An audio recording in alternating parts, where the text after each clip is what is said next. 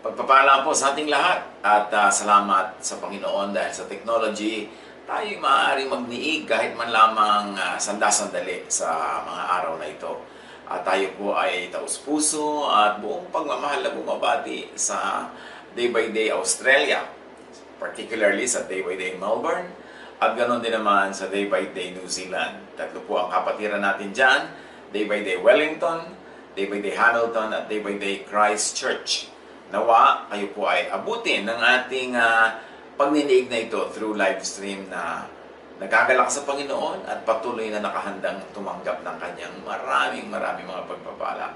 Ganon din naman sa mga kapatiran natin sa West Asia.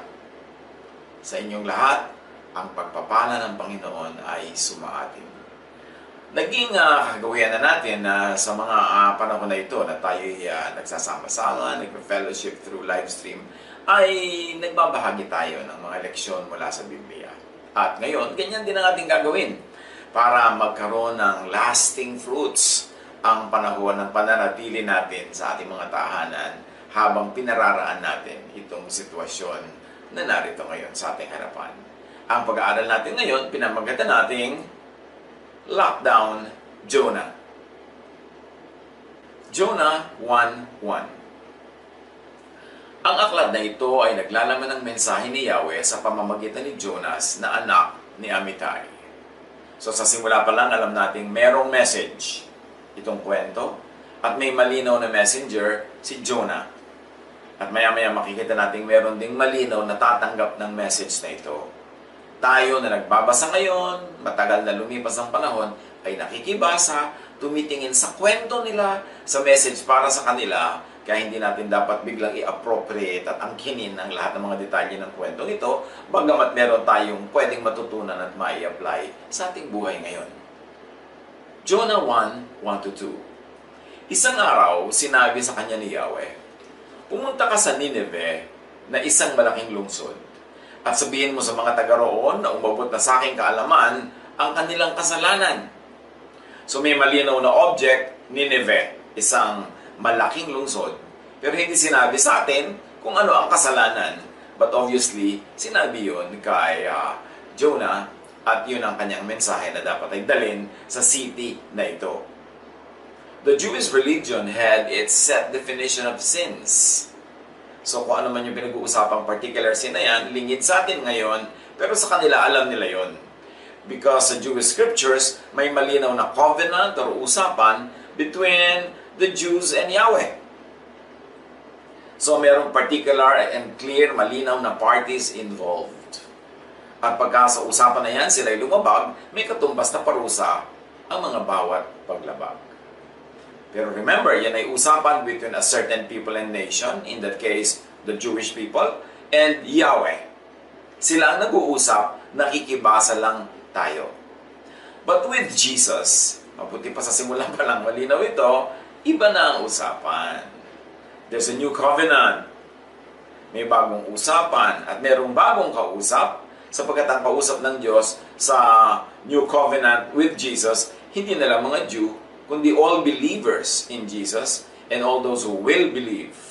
Kaya nga ang mensahe, hindi na lang para sa Nineveh, hindi lang para sa Israel, hindi lang para sa mga Jews who were in Babylon, in particular, kundi now, ang mensahe ay para sa Jerusalem, Judea, Samaria, and ends of the earth. And remember, maraming commands na ibinigay si Yahweh sa bayang Israel. Pero isa na lang ang ibinigay ng Diyos through Jesus. And this command is to love. So dapat sa simula pa lang malinaw sa atin na iba ang order, ang world order nung Jewish world before Jesus at iba naman yung Christian world or the world of the Jesus followers after Jesus had been born and had given the world the message of God, which then was no longer limited to Israel, but to all people who will believe. So linawin natin, iset natin yan bago tayo sumangkot sa kwento nitong si Jonah.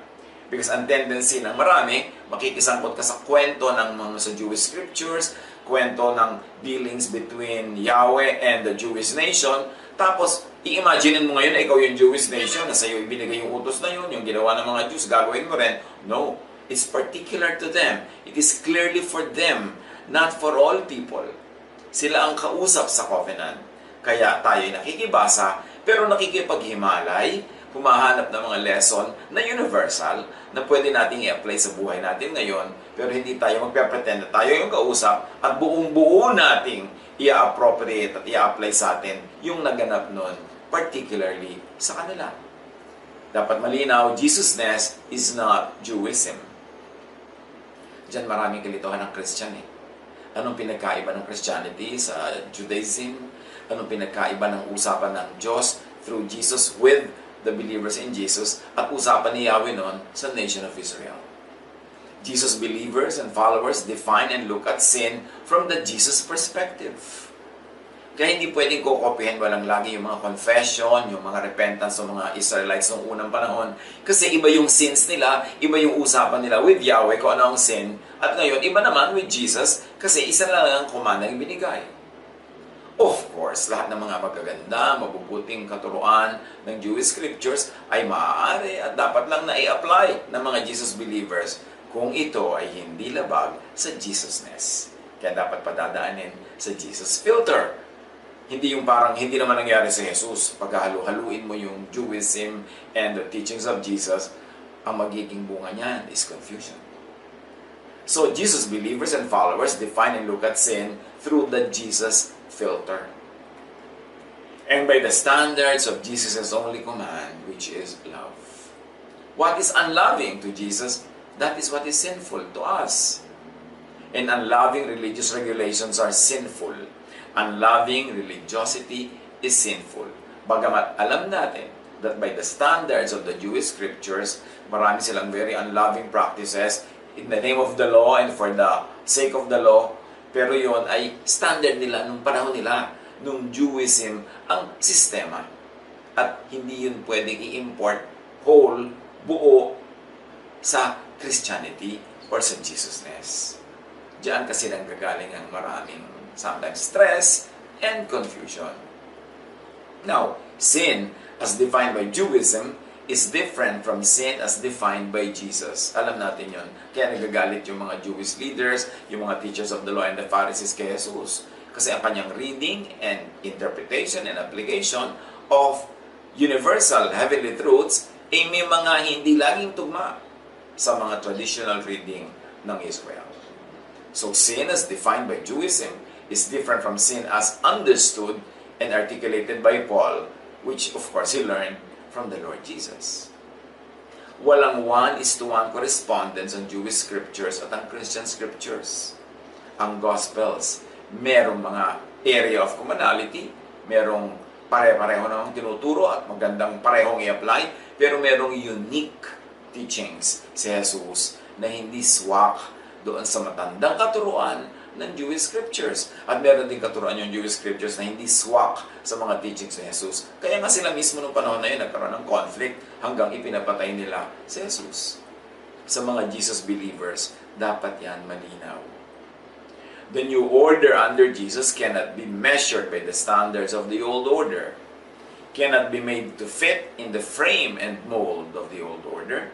And cannot be limited to the mold of the old order. This is a mouthful. Medyo seryoso ng konti na pag-aralan, medyo kailangan ng konting pagko-concentrate. Pero we have all the time and we have all the space to be able to do that. At maganda kasi ma-establish din ang ganyang mga bagay. Kasi itong story ni Jonah ay maaaring napakadaling i-apply ng maraming tao ngayon sa buhay nila at magkaroon ng kuminsan ay pagkakabisala sa 1:1 application. Kaya nililinaw natin yung mga pagkakaiba. Now, sa tuloy ang kwento. Jonah 1:3. Sa halip na sumunod, ipinasya ni Jonah sa takasan si Yahweh. Nagtungo siya sa Joppa at doon ay nakatagpo ng isang barkong patungong Tarsis. Pagkatapos na magbayad ng pamasahe, sumakay siya sa barko upang maglakbay kasama ng iba pa mga pasahero patungong Tarsis. Sa ganitong paraan ay inakala niyang makakatakas siya kay Yahweh. So tumatakas sa message itong si Jonah, tumatakas siya sa assignment. At sa imbes na pumunta siya sa Nineveh na ina-assign ni Yahweh, kabaligtarang direksyon ang pinuntahan niya, sumakay siya ng barko. Now, maraming katumbas ang message na yan sa buhay natin ngayon, yung assignment na yan, yung pagtakas at yung barko, pero gawing personal lamang ang basa at application ng aral. Kasi wala na ang original context. Remember, nakikibasa lang tayo. Meron tayong mapupulot dyan, meron tayong matututunan, pero hindi pwedeng buong buo. Isipin mong ikaw si Jonah, yung barko ang buhay mo, etc. etc. Nagagawa tayo ng ganong correspondence, ganong pagtutumbas, pwede tayong magkabisala sa pag-a-apply niyan ng mga katotohanan. Jonah 1:4-5. Ngunit nang sila'y nasa laot na, nagpadala si Yahweh na isang malakas na bagyo, kaya't halos mawasak ang barko. Dahil dito, labis na natakot ang mga tripulante, kaya't silang lahat ay humingi ng tulong sa kani-kanilang Diyos. Pagkatapos, inihulog nila sa dagat ang mga kargamento para gumaan ang sasakyan. So nakikita natin yung plurality of the culture of the people who were on the boat. Iba-iba ang kanilang bansa, iba-iba ang kanilang relihiyon, iba-iba ang kanilang mga tinatawagang Diyos. At dahil sa lakas ng bagyo, natakot sila, kaya ipinaguhulog nila sa dagat yung napakahalagang dala nila. Kaya nga sila nagbabarko para magdala ng mga cargo na yan. Pero para pagaanin ng barko, para hindi sila tuluyang mapahamak, inihagis nila. Siyempre sa buhay natin may mga universal correspondence yan, equivalence, na kung gusto nating lumampas sa isang mahirap na kalagayan, meron tayong mga i-give up. Meron tayong mga kailangang ihagis overboard para gumaan ang ating paglalakbay. Kayo na ang mag-apply niyan kung ano yon. Ano ang pwede natin at dapat nating i-give up sa mga sandaling ito para gumaan ang ating paglalakbay at makarating tayo sa ating paroroonan. May kanya-kanya tayong mga dala-dala na pwede nating i-give up, pwede nating isa-isang tabi dahil mayroong mahalagang dapat gawin, and that is to go through the travel with the least baggage. Kailangan travel light. Jonah 1:5. Samantala, si Jonas naman ay mahimbing na natutulog sa isang sulok sa ibabang palapag ng barko. Si Jonah na dahilan ng bagyo, clueless, manhid. Natutulog lang siya, samantala ang lahat ay nag-aalala. Pero meron tayong isang lesson dito, mga kapatid, na nasa iyo na ang reaction mo sa bagyong dumarating, sa crisis, sa difficulty, sa trouble, sa challenge. Merong nervyos na nervyos, takot na takot. Meron namang nadadaan niya sa tulog, nadadaan niya sa pahinga. So, it's not really the storm outside, but what is going on in your mind, in your heart, doon ka bubuo ng reaksyon sa nangyayari sa iyong kapaligiran. Jonah 1:6. Nakita siya ng kapitan at ginising. Ano't nagagawa mo pang matulog? Bumangon ka't manalangin sa iyong Diyos. Baka sakaling kawaan niya tayo at iligtas sa kamatayan. Very clear dito yung religious tolerance. Hindi pinilit nung kapitan na si Jonah ay magdasal doon sa dinadasalan ng kapitan. Sabi niya, magdasal ka sa iyong Diyos, kami magdadasal sa aming Diyos. In other words, there was this religious tolerance which was prevalent in ancient times. Bago umuso yung very massive mission work of the religions, merong ganong klaseng tolerance, ganong klaseng pagtatalastasan ang mga tao sa daigdig. Even the Jews did not impose their religion on the world at that time. Kanila lang yun, hindi nila yun ipinipilit sa iba. Jonah 1:7-12. Nag-usap-usap ang mga tripulante. Magpanabunatan tayo para malaman natin kung sino ang dahilan ng lahat ng ito. Gayon ang kanilang ginawa at nabunot ang pangalan ni Jonas. So nabisto na si Jonas ang dahilan ng bagyo. Kaya kinausap nila.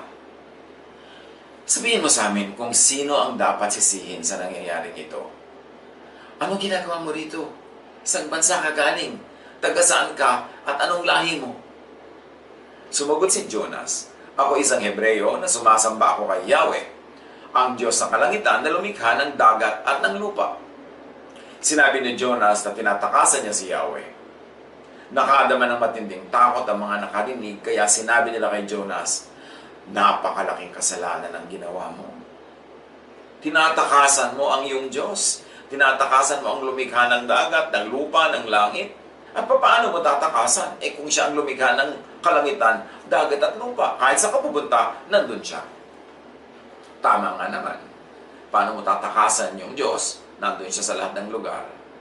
Ito pwedeng maging negative doon sa tumatakas, pero doon sa mga kailangan ng tulong ng Diyos, yung kailangan ng kanyang pag-aaruga, yung kailangan ng kanyang proteksyon, comfort yan. Kasi laging nasa lahat ng lugar, lahat ng dako, lahat ng oras, ang Diyos. Sa pagpapatuloy, verse 11. Lalong lumakas ang bagyo, kaya tinanong nila si Jonas, ano ang dapat naming gawin sa iyo para pumayapa ang dagat? Ihagis ninyo ako sa dagat at papayapa ito. Alam kong ako ang dahilan, kaya nagkaroon ng ganito kalakas na bagyo, sagot niya. Maraming nadaramay, pero tandaan natin, tulad ng inuulit-ulit ko kanina, gawing personal ang pagbasa. Baka naman dahil sa dumadaan at challenge sa ating paligid, ihagis nyo ang inyong biyanan sa bintana. No? At angkinin nyo yung kwento, mag-assign kayo kung sino si Jonah, kung sino yung dapat ihagis. Doon ang sinasabi kong lagi mag-ingat. Kaya ang pag-apply mo lang dapat dito, personal eh. Hindi mo i-apply sa iba. Yung tingin mo, nakahulugan ito, i-apply mo sa buhay mo, pero hindi mo dapat itong ipilit sa iba kasi chances are you will have mistakes in making such correspondence. Kasi nakikibasa lang tayo ng kwento. Ang kukuhanin lang natin ay yung universal truths, pero yung particulars niyan, sila yun, kanila yun, hindi tayo yun. So sabi ni Jonas, ihagis niyo ako. Di bali na ako malunod dyan, mamatay ako, maliligtas naman kayo. So, gawin nyo na yan. Jonah 1:13, gayon pa man, sinikap ng mga tripulante na itabi ang barko. Ngunit wala silang magawa sapagkat lalong lumalakas ang bagyo. So sinabi na ni Jonah doon sa mga kasama niya kung paano papatahimikin ang barko, hindi pa rin sumunod yung mga kasama niya. Ang sinunod nila yung kanilang bait, yung kanilang awa kay Jonah. Kaya sinikap naman nila dahil sila naman yung mga sailors na gandahan pa at galingan pa ang pagpapaandar ng barko. Pero lalong lumalakas ang barko, walang magagawa ang skill nila against this natural calamity that was happening. They tried to not to have to throw Jonas on the water. So nakita nyo, kahit kani-kanino silang tumawag ng mga Diyos-Diyos nila, may universal kabaitan at kabutihan sa puso nila. Kasi lahat ng tao ay nilikha ng Diyos. Nagkaroon lang ng mga religious differences nung lumaon. At yan ay hindi ibig sabihin na hindi na sila pinag-aharian ng tunay na kabaitan at kabutihang loob ng Diyos. So this was kind-heartedness of non-Jews, which is very clearly articulated in this story. John 1:14. Kaya't nanalangin sila kay Yahweh ng ganito, o pati sila nakidalangin na rin kay Yahweh. Yahweh, huwag po ninyo kaming hayaang mamatay dahil sa gagawin namin sa taong ito. Huwag po ninyo kaming parusahan kung mamatay man ang taong ito. Kayo po, Yahweh, ang may pananagutan dito. So, alam nila na si Yahweh ang gumagawa ng nangyayaring bagyo na yon at nanalangin sila. Sige po, sabi ng taong ito, ihagis namin siya sa tubig, gagawin namin. Pero huwag po kayong magalit sa amin. Huwag nyo kaming papatayin dahil dyan. Dahil kayo naman daw po ang gumawa ng bagyong ito. At ang kailangan nyo talaga itong si Jonah, hindi naman kami. So eto, ibibigay na namin sa inyo sa tubig para huwag nang madamay pa ang maraming mga tao. So nakidasal sila. Jonah 1:15-16. Pagkasabi nito, binuhat nila si Jonas at inihagis sa dagat. Agad namang pumayapa ang dagat. Ito yung sinasabi sa panalangin na itinuturo ni Jesus eh. Sundin ang loob mo dito sa lupa, gaya ng nasa langit.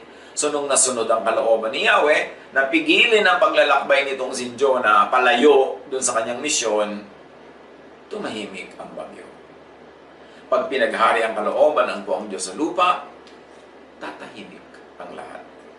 Yes, dapat nating hanapin kung anong pwede nating gawin, i-contribute, anong mga dapat nating ihagis na baggage, anong dapat nating gawing paghagis ng sarili natin siguro sa tubig para bumalik tayo sa will of God, sa plano ng Diyos, sa mission binibigay niya, pero gagawin natin yun personal. Hindi natin i-impose sa iba yung ating mga personal interpretations. Dahil dito, nagkaroon sila ng matinding takot kay Yahweh, kaya sila'y nag-alay ng handog at nangakong maglilingkod sa Kanya. So yung mga kasabay nitong si Jonah sa barko, naging believers bigla. Nag-alay pa sila ng mga handog at may mga panata pa sila na nga kung maglilingkod sa kanya. And this is probably a conversion by fear. Dahil lang natakot. Ang hindi natin alam, kung tahimik na yung barko, tutok din pa ba nila yung sinabi nila habang natatakot sila. Kaya kung minsan, yan naman ang disadvantage ng conversion na pinuwersa dahil lang natakot yung tao.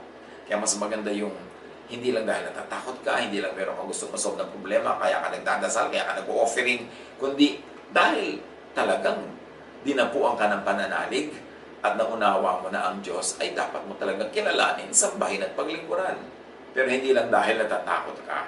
Kaya hindi magandang ipanakot ang crisis, hindi magandang ipanakot ang mga bagyo, ang mga bulkan, ang mga kung ano-ano, para lang ang tao biglang lumapit sa Diyos. Kasi pag nawala na yung danger, ano naman ang assurance na mananatili siya doon kung lumapit lang siya sa Diyos para mawala yung danger. Kaya mas malalim dapat ang panghawakan para ang tao ay lumapit sa Panginoon. Jonah 1:17. Sa utos ni Yahweh, nilamon si Jonas ng isang dambuhalang isda at siya'y nanatili ng 3 araw at 3 gabi sa tiyan nito at itong tinatawag nating lockdown. The Jonah lockdown. Kaya naging lockdown boy itong si Jonah. Marami mga lockdown sa Biblia eh. Pero tingnan nyo, nung nagpahagi si Jonah, alam niya na ang susundin niya ay yung kalooban ni Yahweh. Hindi naman siya nalunod. May lumulun sa kanya na isang dambuhalang isda. Buti na lang malaking isda, so hindi masikip. Yung kinalagyan niya, yung tiyan ng isda maluwag. Eh kung maliit lang yun, hindi ang sikip-sikip. So, dambuhalang isda ang lumulon sa kanya. Hindi siya hinayaan ng Diyos na magpunta doon sa pusod ng dagat, sa ilalim ng tubig. May kumuha agad sa kanya. Bakit? Kasi yung hakbang ng paghahagi sa kanya at ang pag-volunteer niya, hakbang yun sa pagsunod kay Yahweh. Pagsunod sa kalooban, titigil na siya sa direksyon na papalayo doon sa Nineveh na pinupuntahan ng barko. So, sa pagbaba niya sa barkong yon, sa pagkakahagi sa kanya, natigil na ang paglayo niya at maaaring magsisimula na ngayon ang paglapit niya at pagsunod niya sa kalooban ni Yahweh. Jonah 2:1-2. Habang si Jonah ay nasa tiyan ng isda, nanalangin siya ng ganito. Yahweh, nang ako'y nasa kagipitan, nanalangin ako sa inyo at sinagot ninyo ako. So, lockdown pushed Jonah into praying, into reflection na nangyayari siguro ngayon sa napakaraming tao sa buong kapaligiran. Dahil na lockdown, dahil na quarantine, dahil may mga bagyo, dahil may mga ganyan nangyayari, ayan tuloy naging madadasalin. Maganda naman yan, kasi sa hindi ka magdasal at least. Pero dahil sa lockdown, siya ay natulak na maging mapanalanginin at maging mapag-isip. Jonah 2:2-6. Mula sa daigdig ng mga patay, ako'y tumawag sa inyo at dininig ninyo ako. So, ang tingin na niya sa ngayon, he was as good as dead. Kasi nga parang symbolically, nalibing siya, nasa ilalim siya ng tubig dahil siyempre, yung isda na yun, lumalago yun. Doon sa loob ng tubig, hindi naman sa ibabaw, dahil ang laki-laki nun. Itinapon ninyo ako sa kalaliman, sa pusod ng karagatan. Nabalot ako ng malakas na agos ng tubig at malalaking alon ang sa akin ay tumabon. Akala ko'y malayo na ako sa inyo at hindi ko na kailanman makikitang muli ang banal mong templo. Hinigop ako ng kalaliman hanggang sa tuluyang lumubog. Napuluputan ang aking ulo ng mga halamang dagat. Ako'y bumaba sa paanan ng mga bundok sa libingan ng mga patay. So Jonah went through a sinking, hopeless feeling at ine-express niya ito sa kanyang dalangin. Jonah 2:6, ngunit mula ro'y buhay mo akong iniahon, O Yahweh. So iniahon siyang buhay. Nang mararamdaman kong malalagot ng aking hininga, naalala ko kayo, Yahweh. Ako'y nanalangin at mula sa banal niyong templo, ako'y inyong narinig. Napakaganda ng realization nitong si Jonah. At sabi niya, halos malalagot na lang ang aking hininga, doon ko kayo naalala, Yahweh. Nanalangin ako. At dininig niyo ako. Yan, meron tayong universal lesson dyan. Na kahit pa nga napilitan na lang tayo magdasal dahil may panganib, dahil may discomfort, merong inconvenience, dasal pa rin yun. Effective pa rin yun at diringgin pa rin yun ng Diyos. But pray in a personal context. Yung may kasalanan ka, akuin mo yun, ilapit mo sa Diyos, pero huwag mong i-assign yung kasalanan sa iba, huwag mong ituro yung iba na silang may kasalanan ng mga nangyayari. Gawin mo lang personal. Ito ang tinutukoy natin na personalin mo lang yung application. Push to the brink, hanggang matauhan, yun ang nangyari kay Jonah.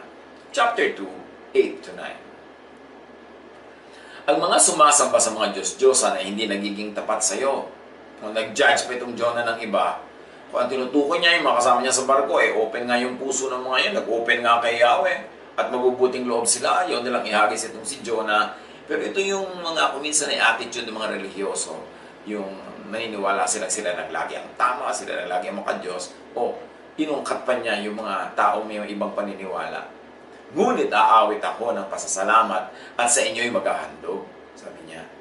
Tutuparin ko ang aking mga pangako, O Yahweh, na aking tagapagligtas.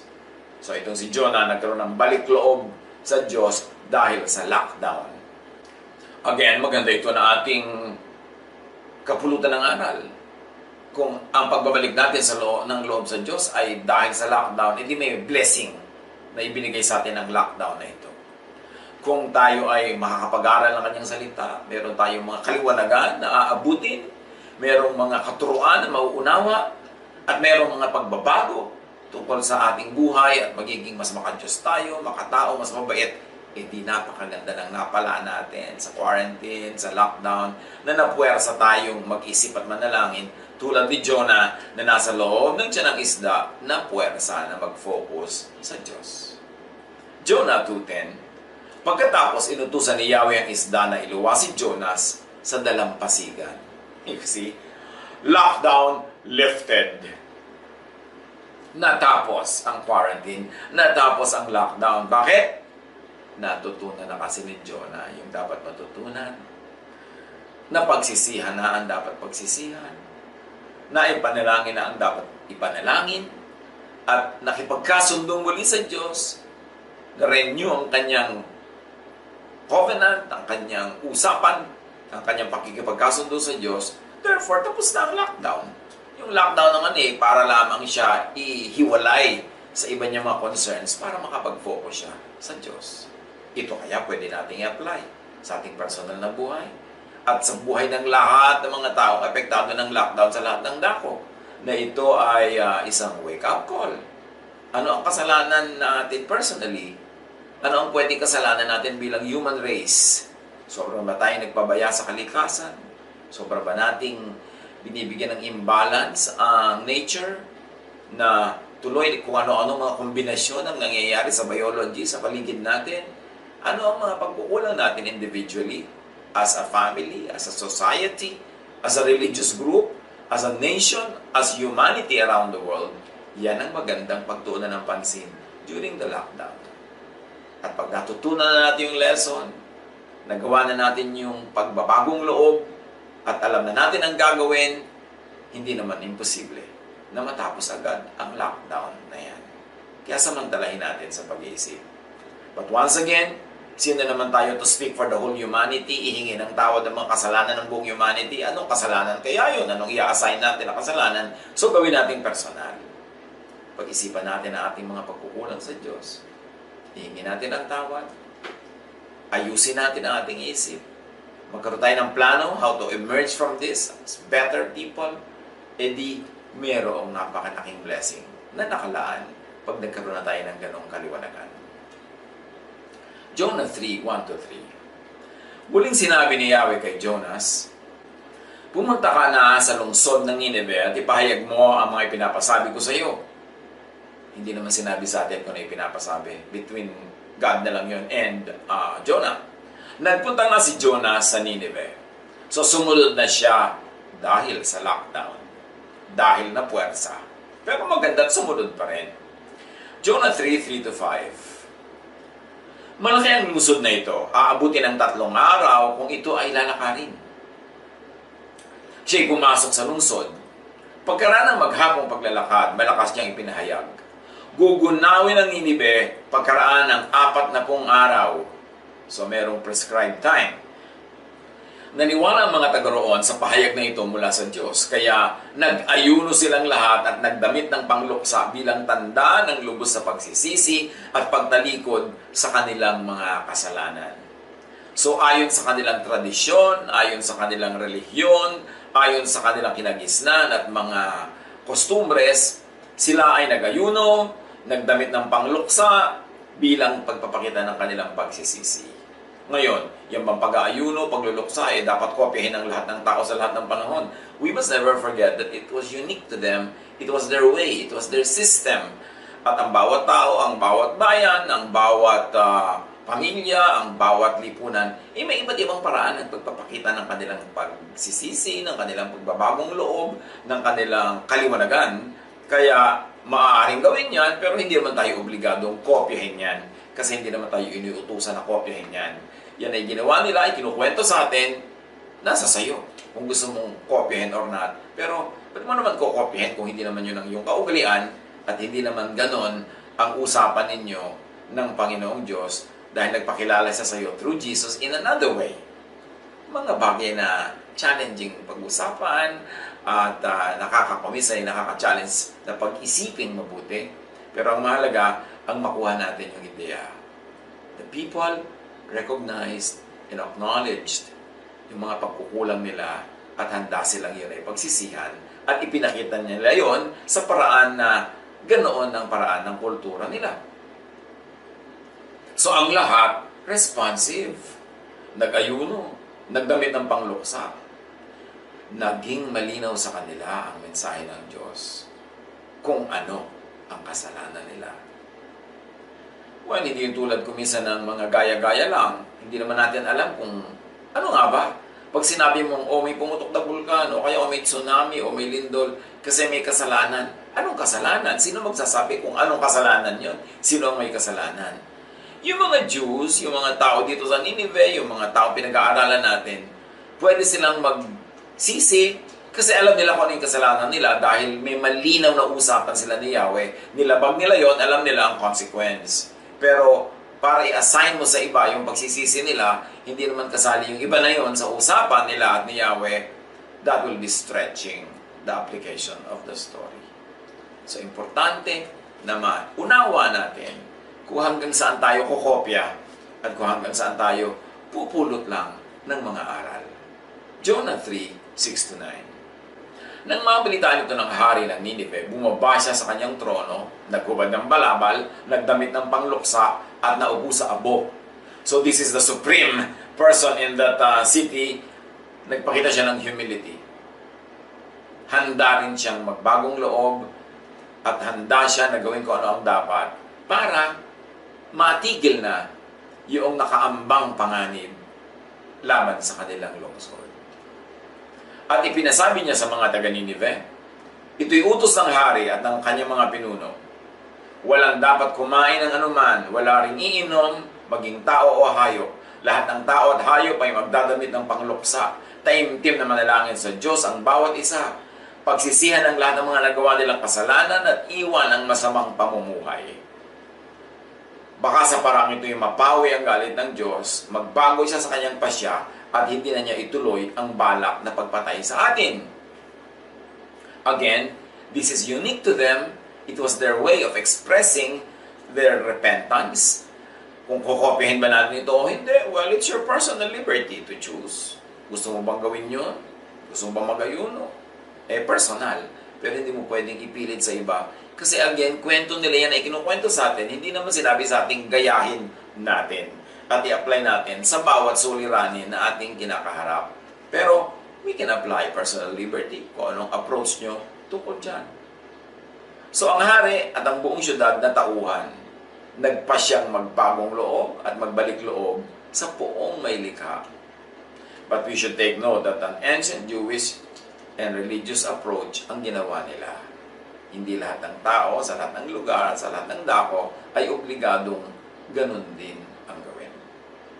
Jonah 3:10.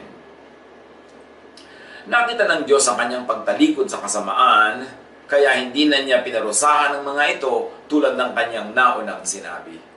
So God is also responsive. God does not change. God only changes approaches and dealings when people change their ways. Ano-ano pa ang mga lesson na pwede nating makuha sa pagkahaba-habang reading na ito?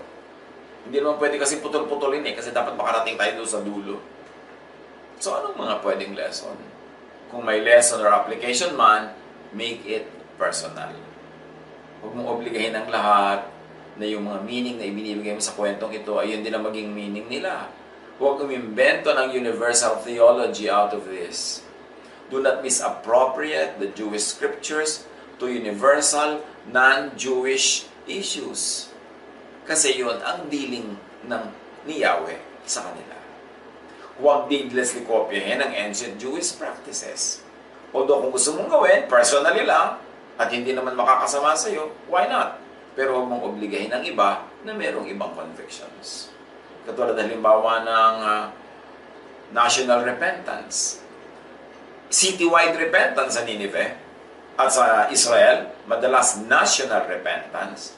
Bakit national repentance ang ginagawa nila? Kasi yung buong nation nila ang kausap ni Yahweh.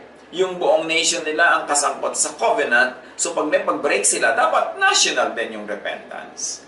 Pero yung national repentance ng Israel, na buong nation kausap ni Yahweh, hindi naman pwedeng i-apply yan sa lahat ng nations of the world na hindi naman sila kasali sa usapan na yun. Pwede sila mag-repent kasi alam nila kung ano yung kasalanan nila. Dahil alam nila kung ano yung usapan, ano yung mga provisions ng covenant. Pag binibreak nila, alam nila, so they can pinpoint the sin and they can repent. Pero in a more universal setting, outside of the limited area of Israel or of Nineveh, sino ang makapagsasabi na kung may nangyayari ay dahil may kasalanan, dahil nagagalit ang Diyos, o dahil lang may ibang dahilan? Doon tayo dapat magpapalawak ng isip sa pag-apply at hindi kailangan kopyahin ang buong buo yung nababasa natin tungkol sa mga taong ito dahil meron silang sarili nilang konteksto. Yung kwento ay kanila, hindi atin. Meron lang tayong pwedeng pulutin na leksyon, pero hindi natin kailangan gayahin ang lahat ng ginawa nila sa buhay. Jesus believers are not Jewish. So hindi kailangan kopyahin ang ancient Jews. Istorya nila yun. May distinctive teaching and style si Jesus.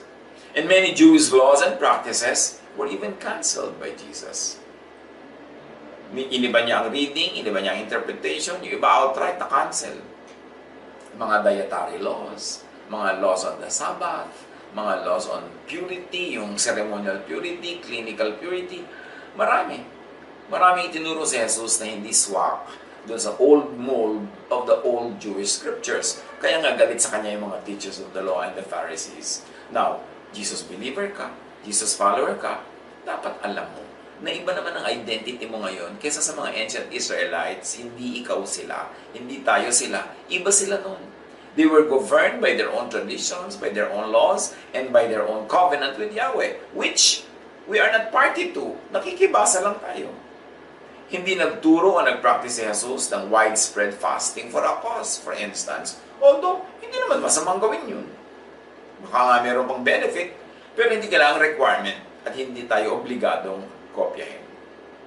Napakahalaga na isipin natin na yung 40 days fast ni Jesus, that was the first and the last recorded fast of Jesus. It was even developmental. It was part of a process na pagkabaptize sa kanya, kailangan may mga mangyari sunod-sunod. At yun ang naganap. He went to the desert, and certainly there was nothing to eat there. And well, we believe that there was also a determination on his part to focus on the spiritual event that was unfolding. That was the first and only fast of Jesus recorded. And there's no recorded event na nagturo siya sa mga tao to have a widespread public fast about an issue. Although, kung gusto ng mga tao ngayon gawin yun, hindi naman yun pinagbabawal at hindi naman yun masama. Huwag lang gawing must. Huwag gawing requirement. At hindi tayo kailangan mangopya ng ancient Israelites kasi iba ang usapan nila with Yahweh at iba ang usapan natin ngayong mga Christians with God through Jesus. Mark 2:18-20. Now John's disciples and the Pharisees were fasting. So si John kasi is a prophet of the Old Testament. Siya ang last prophet of the Old Testament. So mahilig din siya mag-fast. Mga Pharisees, mahilig mag-fast. Some people came and asked Jesus, How is it that John's disciples and the disciples of the Pharisees are fasting, but yours are not? So napansin na nila agad yun. Bakit si John at kanyang mga disciple, but yung mga Pharisees, lahat sila nagfa-fast, pero kayo hindi, mga followers ni Jesus? Jesus answered, how can the guests of the bridegroom fast while he is with them? They cannot, so long as they have him with them. But the time will come when the bridegroom will be taken from them, and on that day, they will fast. Pero ang sabi ni Jesus, I will never leave you, I will never forsake you, I will even send the Holy Spirit to be with you. So, kailan naman nawala yung bridegroom? Kailan naman nawala? So, lagi natin kasama si Jesus.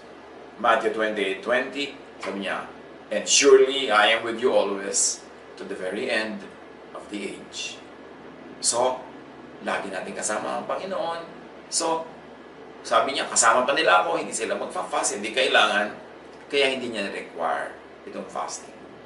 If fasting helps people to focus on prayer, sometimes biologically, physically, meron ding nagagawang chemical changes sa body, nagiging mas receptive tayo sa spiritual activity, why not? Go ahead and fast. If you have a conviction to fast, go ahead and fast. Kaya lang huwag nating i-require sa iba yun. Gawin lang nating personal yung conviction. Kasi wala tayong panghahawakang turo ni Jesus para igiit at ipilit yan sa iba. So, kanya-kanyang conviction.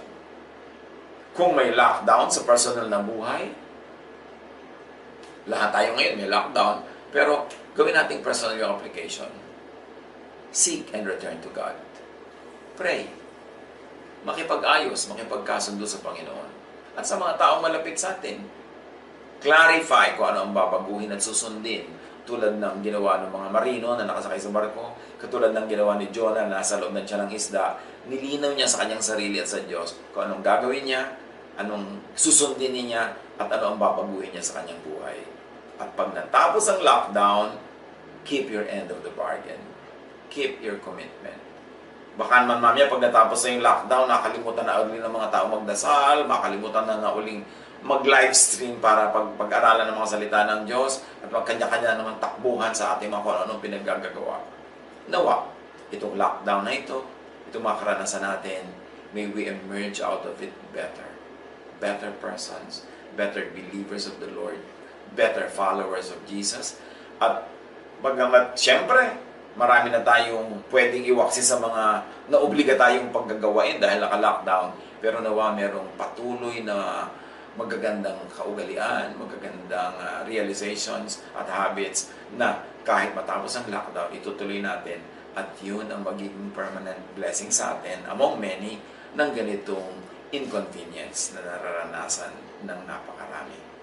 Nawa ang particular story ni Jonah, pakapulutan natin ang universal truths na pwedeng i-apply sa ating buhay ngayon, pero hindi natin kailangan kopyahin lahat ng detail kasi buhay niya yon, dealing yun sa kanya ng Diyos, at hindi tayo obligang kopyahin ang lahat ng ginawa niya. God bless you, and may you be a blessing to everyone na kasama niyo sa lockdown.